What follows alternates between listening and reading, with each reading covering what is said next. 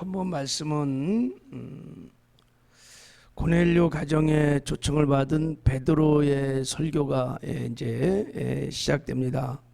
아마 사도행전의 다섯 번째 베드로의 설교입니다. 하나님의 섭리 가운데 고넬료에게 하나님이 성령을 부어 주시기 위하여 갑자기 생긴, 지금 우리로 말하면 성령 수양회가 열린 거예요. 이제 강사가 베드로 사도고, 고넬료 가정에서 고넬료가 초청한 가까운 친구들과 함께 이제 성령 수양회 10년 부흥성회가 열렸어요. 자, 이제 베드로가 설교를 하기 전에 이번 사건을 통해서 하나님이 어떤 분이신지를 깨닫는 이야기를 먼저 이렇게 합니다. 자, 우리 한번 읽어볼게요. 자, 우리 34절을 한번 먼저 읽어보겠습니다. 시작. 베드로가 입을 열어 말하되 내가 참으로 하나님은 사람의 외모를 보지 아니하시고 그랬어요. 하나님은 사람의 외모를 보지 아니하신다. 그럼 하나님은 뭐를 봐요? 중심을 보시는 거예요. 하나님은 중심을 보시는 거예요. 자, 이것을 깨달았다는 거예요. 저와 여러분들도 이 사건을 통해서 깨닫는 은혜가 있기를 바랍니다. 사람은 외모를 봅니다. 사람은요, 외모를 보고 판단하고요, 또 외모로 평가를 다 받습니다. 외모라는 게 지금 여기서 사람의 얼굴 생김, 몸매, 실력, 그가 갖고 있는 스펙들, 등등, 아무튼 세상에서 힘이라고 말하는 그런 것들을 말하는 거예요.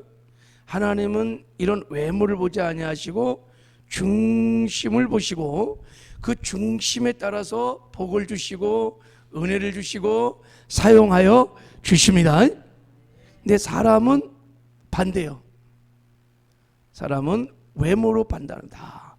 그래서요, 사람들은 자기를 잘 몰라.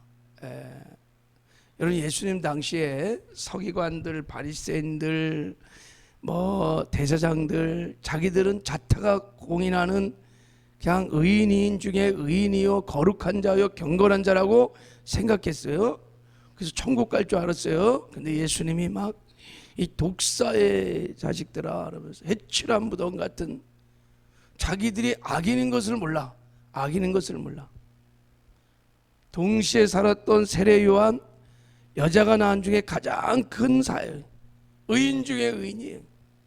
근데 세례 요한도 넌 누구냐? 그러면 나는 광야에 외치는 소리에 불과하다. 나는 아무것도 아니다. 의인도 자기 자신을 잘 모르는 거예요. 라우디아 교회를 향하여 자기들은 부자다, 부족함이 없다, 우리는 행복하다 막 그랬는데, 하나님이 보시기에는 곤고하고 가련하고 벌거벗고, 자기를 몰라. 왜 그런지 아세요? 사람은 다 외모로 사람을 판단하기 때문에. 진짜 몰라요, 이게. 그래서 다 외모만 가꾸려고 그러고 외모에만 관심을 갖고 있고, 하나님은 반대이세요. 하나님은 우리의 외모에 관심이 없다는 것을 진짜 믿으셔야 돼요. 할렐루야. 우리가 그렇게 쓰고 힘쓰고 그렇게 관심을 갖고, 거기에 하나님은 관심 있는 것이 아니라 우리의 중심에 관심이 있고, 그 중심에 따라 복을 주시도 하시고 은혜를 주시고 사용도 하여 주시는 것입니다. 하나님이 고넬료의 외모를 보지 아니하시고 그의 중심을 보신 거예요. 여러분, 고넬료는 외모상으로 로마의 군대 장관이었습니다. 유대인이 아니에요. 이방인이었습니다. 당시 베드로는 아직 복음이 확산되지 않은 이 시즌에 하나님께 택감받은 유대인들만 구원받고 성령 받는 줄 알았어요. 그리고 이방인들과 교제하는 자체가 위법이에요. 위법. 법이 아니에요. 근데 어찌 저렇게 이방인에게 성령이 임하는지 그도 놀랄 정도였었어요. 하나님은 고넬료의 외모를 보지 아니하시고 중심을 보시고 그 이방인 최초로 성령을 주시는, 여러분 하나님이 구원 후에 주시는 최고의 선물이 은혜가 성령을 주시는 건데 어떻게 베드로 고넬료가 그 주인공이 됐었을까? 그 많고 많은 이 지구촌에 다 하나님이 불꽃 같은 눈동자로 온 세계를 두루감지 하시면서 전심으로 자기를 찾는 자를 딱 보시고 은혜를 베푸신다 그랬어요. 고넬료를 딱 보니까 그 중심에 하나님의 기뻐하시는 것이 있었던 거예요. 그래서 하나님께서 일방적으로 고넬료에게 은혜를 주시고 오늘 부흥성회를 열어갖고 성령을 부어 주시는 거예요. 고넬료의 중심에 뭐가 있었을까요? 자, 우리 36절 우리 36절을 35절을 읽어보겠어요. 35절 시작. 각 나라 중 하나님을 경외하며 의를 행하는 사람은 다 받은 줄 깨달았도다 그랬어요. 고넬료 마음의 중심에 하나님을 경외하기 때문에, 그가 하나님을 경외하기 때문에 의를 행하는 사람이었어요. 의를 행한다는 게 뭐예요? 하나님의 말씀을 직행하는 거예요. 하나님 말씀대로 살려고 하는 거예요. 그래서 그가 많은 사람에게 구제를 하고 항상 깨워서 정시 기도를 하고 그렇게 여러분 온 가족과 더불어서 하나님을 잘 섬겼던 거예요. 우리가 하나님을 경외하는 만큼 하나님 말씀을 직행합니다. 그 중심을 하나님이 딱 보시고 고넬료를 여러분 이방인 최초로 구원과 성령의 은혜를 베푸시는 놀라운 축복을 주신 줄 믿습니다. 야, 여러분 깨달아지는 은혜가 있기를 바랍니다. 사무엘상 17장에도 이 말씀이 나왔어요. 하나님이 사무엘 선자를 이렇게 이제 다윗을 이스라엘 왕으로 기름 붓기 위해서 보내죠, 그죠? 그래서 사무엘이 갔어요. 이세 아들들을 불렀어요. 한 명씩 이제 기름 부은 왕을 찾으려고 하는데, 야, 장자 엘리압이 딱 들어오는데 너무 멋진 거야. 그냥 키도 호출하고 그냥 외모가 준수하고, 그래서 야, 이스라엘의 왕감이로다 하고 기름을 불려고 할 때 그때 음성이 딱 들려와서 하나님이 사람의 외모를 보지 말고 중심을 나는 본원이라 그러면서 아니다 그래서 이미 쟤는 버렸다 이렇게. 하나님이요 어린 다윗을 보시고 내 마음에 합한 자로다. 다윗의 중심을 보시고 내 마음에 합한 자로다. 다윗의 중심에 정말 하나님이 기뻐하는 것이 있었어요. 그래서 내가 저를 통하여 나의 뜻을 이루리라 하고 다윗에게, 그 어린 다윗에게 기름을 붓습니다.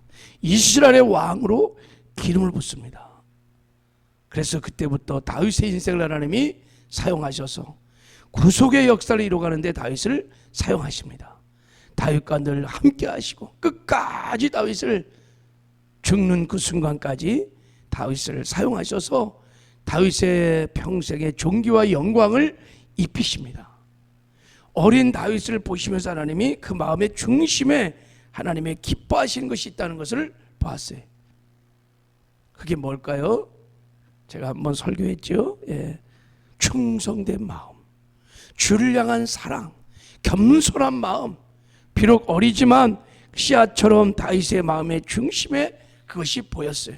야, 그래서 하나님께서 다윗에게 기름 부으셔서 그렇게 사용하십니다. 지금도 우리 하나님은 외모를 보지 아니하시고 중심을 보시는 분이십니다.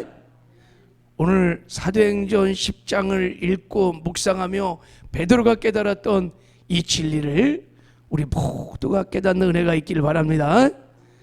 그래서 여러분 외모의 신경, 외모의 관심보다 중심을, 내 속사람을 아름답게 가꾸는 데 힘쓰시기 바랍니다. 정말 내 마음에 하나님이 기뻐하는 것이 있느냐? 다 하나님에 대한 경외하는 마음들, 사랑하는 마음들, 충성된 마음들, 그리고 말씀을 지켜 행하는 순종의 마음들, 이런 걸 다 보시고 하나님의 카이로스 때가 되면 하나님께서 하나님의 방법으로, 상상할 수 없는 하나님의 방법으로 우리 인간의 능력을 초월하는 능력으로 반드시 축복하시고 은혜도 주시고 사용하게 될 줄을 믿습니다. 그리고 이제 베드로가 자기가 깨달은 것들을 얘기하고 이제 36절부터 43절까지 설교를 시작하는 거예요. 36절 읽겠습니다. 시작. 만유의 주 되신 예수 그리스도로 말미암아 화평의 복음을 전하사 이스라엘의 자손들에게 보내신 말씀. 화평의 복음을 전했다. 복음을 전했어요. 복음을 쭉 읽어보면 베드로가 전한 메시지가 예수님의 공생의 3년을 전합니다.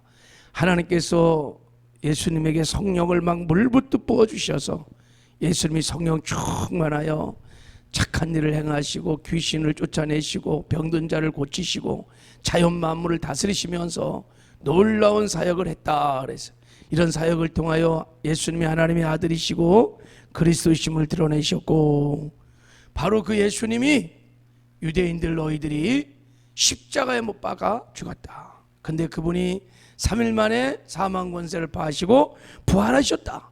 그리고 부활하신 구주를 우리가 만났다. 우리가 증인이다. 이제 이렇게 설교를 하는 거예요. 그리고 그분께서 우리에게 전도를 명하셨는데, 부활하신 예수님이 하나님의 아들이시고 하나님이 정하신 구원자이시고 구약의 모든 선자들이 예언했던 바로 그분이, 예수님이 구원자 메시아다.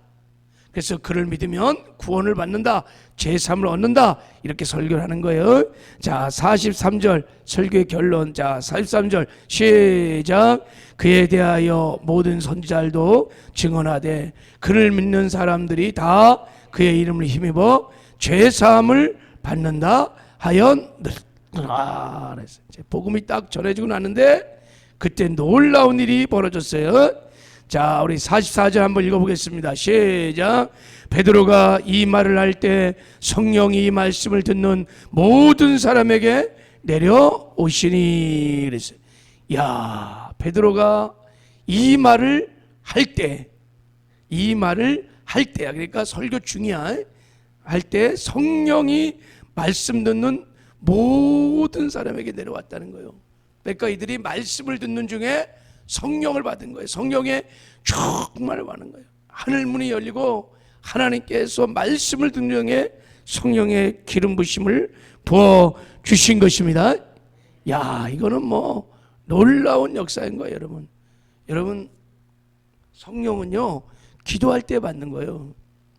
성령은 기도할 때 받는 거예요. 누가복음 11장에도 하나님께서 구하는 자에게 성령을 주지 않겠느냐 이렇게 말했어요. 마가 다락방에도 120문도가 막 모여갖고 10일 동안 막 간절히 기도해갖고 성령 받은 거예요.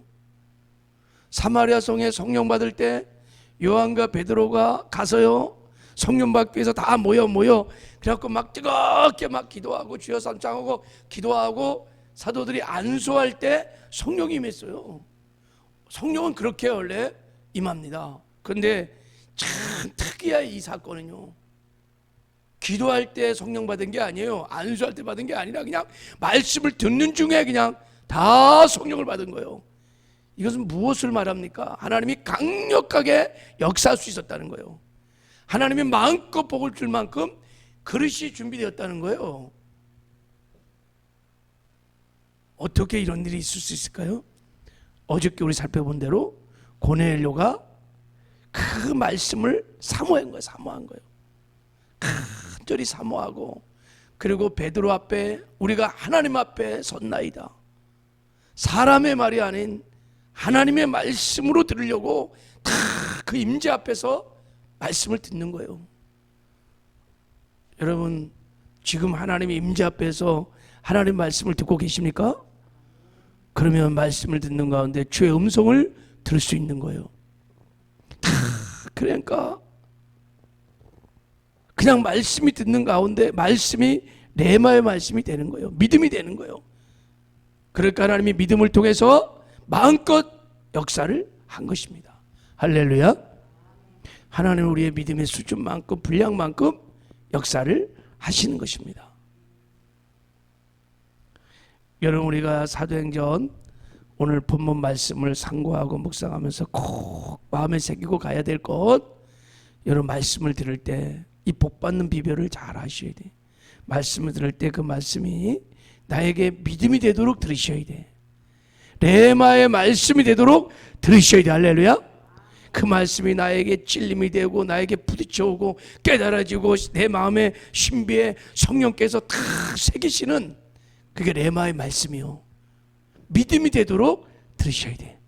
그만 하나님께서 믿음을 통하여 역사하시는 줄 믿습니다. 예. 제 친구 중에 하나 신실한 친구가 있어요. 이 친구도요, 야, 고넬료처럼 성령 받았어요. 우리는 막 수련회 가서 막 이런 데서 막 금식하며 막 부르짖고 막 3일 금식을 하고 막 그냥 그래도 성령을 못 받는 사람도 있었어요. 근데 이 친구는 새벽 아침에 캠퍼스에서 그것도 벤치에서 성경을 읽다가요, 성령을 거기서 받은 거예요. 거기서. 아, 얼마나 순수하고 사모하고 간절한지, 그렇게도 성령을 받더라고.